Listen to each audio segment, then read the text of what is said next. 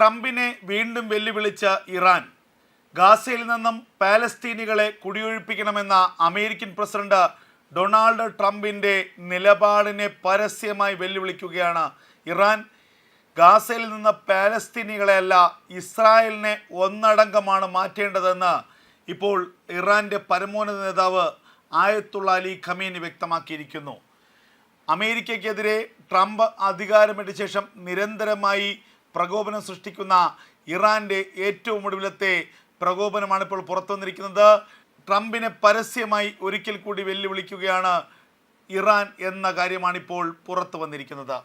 എന്തായാലും കഴിഞ്ഞ ദിവസങ്ങളിലാണ് യുദ്ധാനന്തര ഗാസയെ സംബന്ധിച്ച ഏറ്റവും നിർണായകമായ ചില നിലപാടുകൾ അമേരിക്ക വ്യക്തമാക്കിയത്. ഗാസയിൽ നിന്ന് പൂർണ്ണമായും പാലസ്തീനികളെ കുടിയൊഴിപ്പിക്കുക, പാലസ്തീനികളെ ഗാസ വിട്ട് മറ്റു രാജ്യങ്ങളിലേക്ക്, പ്രത്യേകിച്ച് ഈജിപ്റ്റ്, തുർക്കി, ജോർദാൻ അടക്കമുള്ള രാജ്യങ്ങളിലേക്ക് മാറ്റുക. ഇതായിരുന്നു ട്രംപ് മുന്നോട്ട് വെച്ച ഏറ്റവും പ്രധാനപ്പെട്ട നയം. ഇതല്ലെങ്കിൽ മറ്റു ചില ദ്വീപുകൾ വിലയ്ക്ക് വാങ്ങുക. ഇന്തോനേഷ്യയിലും സമീപ പ്രദേശങ്ങളിലുമുള്ള ചില ദ്വീപുകൾ വിലയ്ക്ക് വാങ്ങി ആ ദ്വീപുകളിലേക്ക് ഗാസാവാസികളെ പൂർണ്ണമായും മാറ്റുക. എങ്കിൽ മാത്രമേ ശാശ്വതമായ ഒരു വെടിനിർത്തൽ ഗാസയ്ക്കും ഇസ്രായേലിനും ഇടയിൽ സാധ്യമാകൂ എന്നാണ് ഡൊണാൾഡ് ട്രംപ് കരുതിയിരിക്കുന്നത്.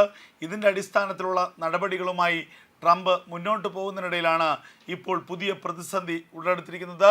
ഏറ്റവും ഒടുവിലായി ട്രംപിനെ വെല്ലുവിളിച്ചിരിക്കുന്നു ഇറാൻ എന്ന വിവരമാണ് പുറത്തു വരുന്നത്. ഗാസയിൽ നിന്നും പാലസ്തീനികളെ മാറ്റാൻ ഒരു തരത്തിലും അനുവദിക്കില്ലെന്നാണ് ആയത്തുള്ള അലി ഖമേനി ഇപ്പോൾ വ്യക്തമാക്കിയിരിക്കുന്നത്. ഏതെങ്കിലും തരത്തിൽ ഗാസയിൽ നിന്നും പാലസ്തീനികളെ മാറ്റാനുള്ള നീക്കമുണ്ടായാൽ അതിനെതിരെ ശക്തമായ തിരിച്ചടി ഉണ്ടാകുമെന്ന് ഇറാൻ വ്യക്തമാക്കിയിരിക്കുന്നു.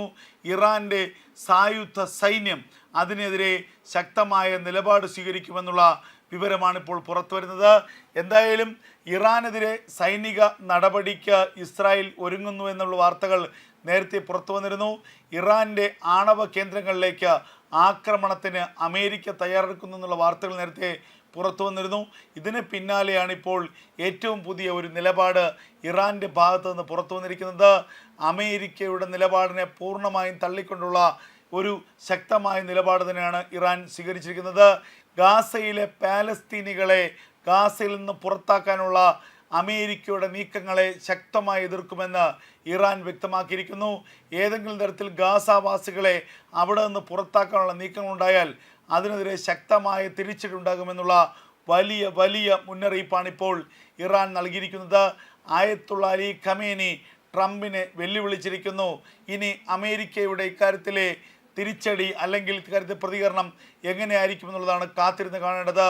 അമേരിക്ക ഇറാൻ്റെ ആണവ സൈറ്റുകളിലേക്ക് ആക്രമണം നടത്തുമോ? ഇത് ഒരു അവസരമായി കൊണ്ടുകൊണ്ട് ഇസ്രായേലിനെ ഉപയോഗിച്ചുകൊണ്ട് ഇറാൻ്റെ ആണവ കേന്ദ്രങ്ങളിലേക്ക് ആക്രമണം നടത്താൻ അമേരിക്ക തയ്യാറാകുമോ എന്നുള്ളതാണ് ഇനി കാത്തിരുന്നു കാണേണ്ടത്. ബന്ദിമോചനം സംബന്ധിച്ച നിർണായകമായ തീരുമാനത്തിന് പിന്നാലെയാണ് യുദ്ധാനന്തര ഗാസയെക്കുറിച്ചുള്ള ഏറ്റവും നിർണായകമായ ചില ചർച്ചകൾ ആഗോളതലത്തിൽ തന്നെ ആരംഭിക്കുന്നത്. അതിലേറ്റവും സുപ്രധാനമായത് അമേരിക്കയുടെ പ്രസിഡൻ്റായ ഡൊണാൾഡ് ട്രംപിൻ്റെ നിലപാട് തന്നെയാണ്.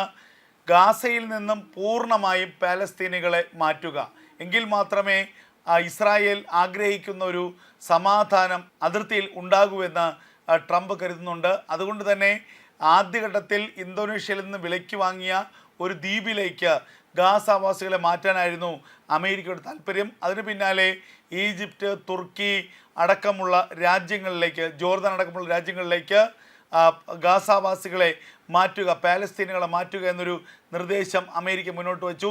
നിരവധി അറബ് രാജ്യങ്ങളോട് ഇത് സംബന്ധിച്ച നിർദ്ദേശം ട്രംപ് വച്ചു എന്നുള്ള വിവരമാണ് പുറത്തു വരുന്നത്.